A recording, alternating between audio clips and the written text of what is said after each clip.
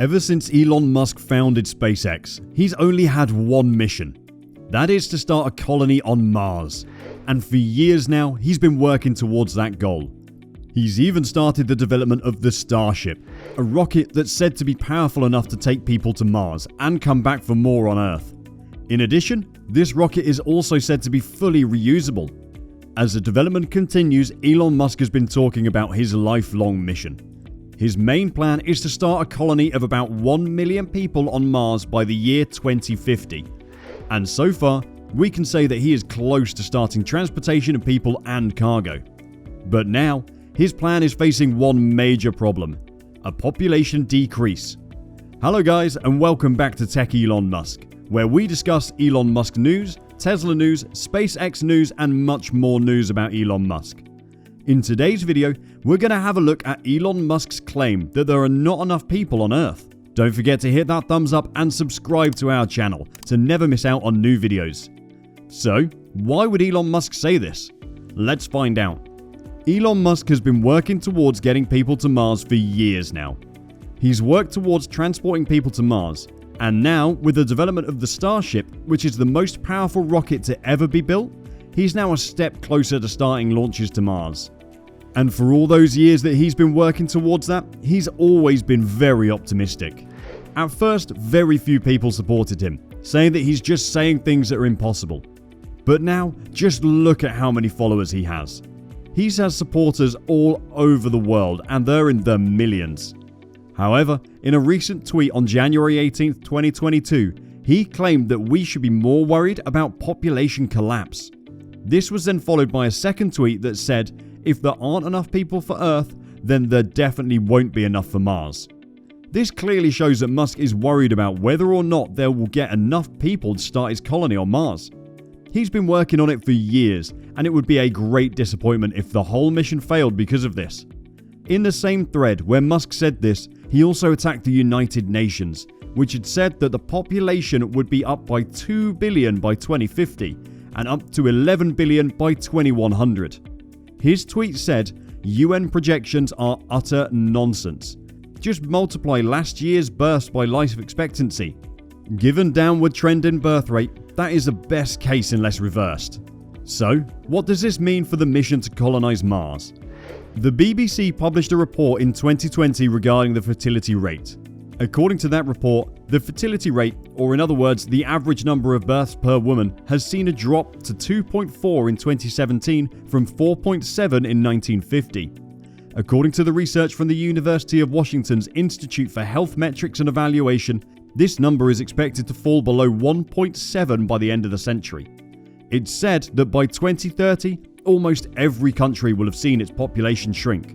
For countries like Japan, it's been reported that they might witness a great population decrease from their highest, which was 128 million in 2017, to a low of 53 million by 2100. Other countries like Italy are said to see their population go from 61 million to about 28 million. China is also said to be among the list that's going to see a great population decrease, from a peak of 1.4 billion to about 732 million by 2100. Still, in the same Twitter thread, Elon Musk later shared an article by NPR. The article reported that over the years, the US has witnessed a great decrease in the number of babies born over the years. Particularly in 2020, they witnessed a 4% decline as compared to the previous year. The number required to replace a population in the US is 2,100 births per 1,000 women. However, this has fallen to about 1,637.5 births in 2020 alone. Considering these reports by NPR, it is the main reason Musk is worried about the Earth not having a lot of people. And if there are not enough people on Earth, how do you expect him to take 1 million people to start a colony on Mars? However, one of the questions that we could ask is, was Musk's claim that the United Nations projections are utter nonsense right? According to the organization, they estimate that by 2050, the population will be about 9.7 billion, and by 2100, the global population is said to be at 11 billion. The experts in this field have greatly criticized Musk's suggestion. The head of the UK Office for National Statistics Census Analysis Coordination, Edward Morgan, responded to Musk on Twitter by saying, "The issue is that the tweet implies that sensible population projections can be achieved by multiplying births by life expectancy, which any introductory demographic methods textbooks would tell you is nonsense."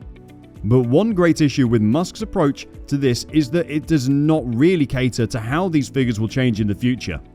When you critically analyze Musk's claims, you'll find that most of his inspiration comes from science fiction novels. Isaac Asimov, in particular, has had a huge impact on Elon Musk. This has been to the point where Musk described Asimov's Foundation series as fundamental to the creation of SpaceX in 2018. In his first book, Asimov describes a galactic empire of 1 quadrillion humans spread across multiple planets.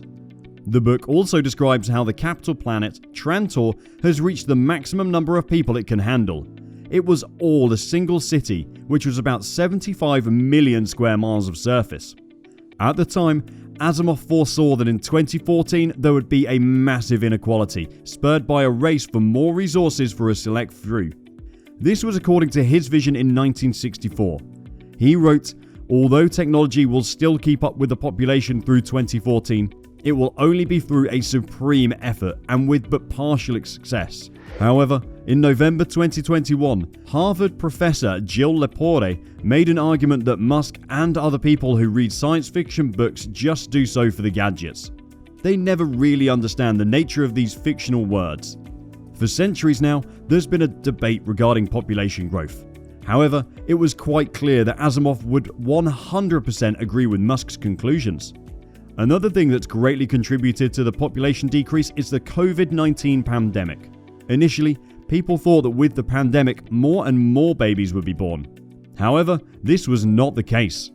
All it did was accelerate the trend of the decreasing population all over the world.